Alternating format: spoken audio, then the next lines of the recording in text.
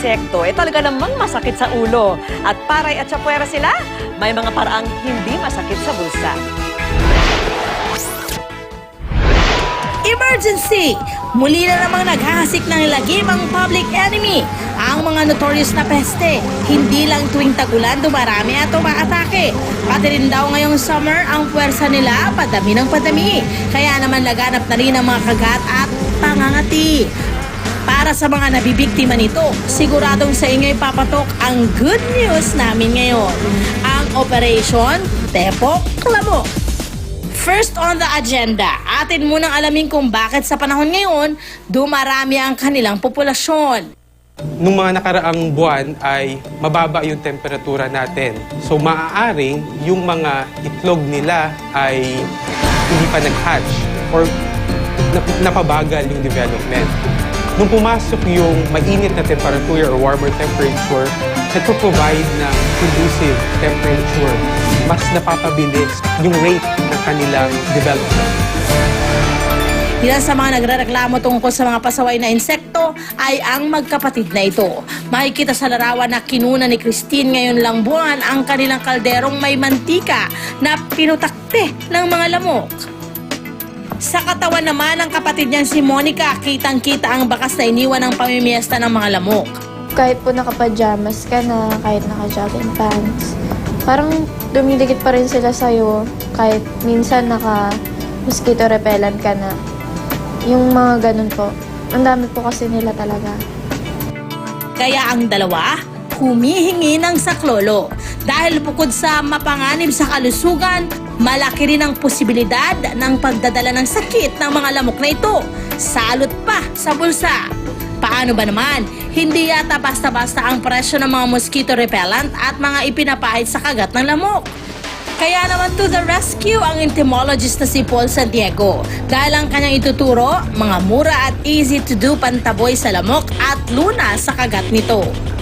Ang mission ko ay tulungan kayong dalawa sa problema niyo sa lamok. In ngayong summer season ng prutas at isa sa makapagbibigay luna sa kagat ng lamok, walang iba kundi ang papaya. Ang papaya ay mayroong caffeine na makakatulong upang alisin ang laway ng lamok. Pasok din dito ang powers ng tangkay ng pinya. Ang pineapple naman ay mayroong bromelain.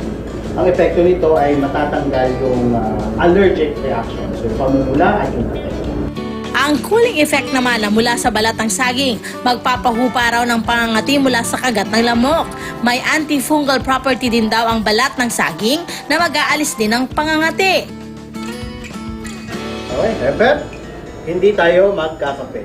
Ito din ay isang mabisang remedy para sa kagat ng lamok. Isa pang napakasimpleng paraan para ang balat unti-unting guminhawa ay ang pagdampirito ng mainit-init na kutsara. Ang init ng mula raw sa kutsara, pag dinampi sa pantal, maaari ring makahigop ng laway ng lamok na nagiging sanhi ng pangangati o pamamaga ng pantal. Hoplan, oatmeal. Pero, hindi natin ito kakainin. Tayo ay gagawa ng pang-remedy para sa kagat ng lamok. Ihalo lang sa maligamgam na tubig ang oatmeal na mabibili sa halagang 20 to 30 pesos. Pagkapahid sa nangangating balat, maghintay ng 5 minuto bago ito banlawan. So, ang ginagawa niya, pag nakagat tayo ng lamok, kinakam niya yung skin at iniiwasan niya yung pangangati. May fats din daw ang oatmeal na nagre-repair ng skin irritation at nagmo-moisturize rin sa balat. Pero para may wasang makagat, dapat itaboy muna ang mga lumilipad na salarin. Sa halip na gumastos ng mga insectite repellent at spray na umaabot sa hanggang 500 piso, pwede raw gumamit ng mga prutas. Ang citrus fruit na orange o puankan, may amoy raw na hindi natatagalan ng mga lamok. Ang lamok kasi ay attracted sa tatlong basic na components ng tao. Unang carbon dioxide, octinol at lactic acid. So, pag nag-apply tayo ng orange, then matatakpan yung amoy natin. Ang powerful combo naman ng garlic at alcohol, pinangingilagan din daw ng mga lamok. Kailangan lamang nating balatan ang bawang. After nating mabalatan, lalagay natin ngayon ang ating bawang sa isang container. Idagdag naman ang alcohol.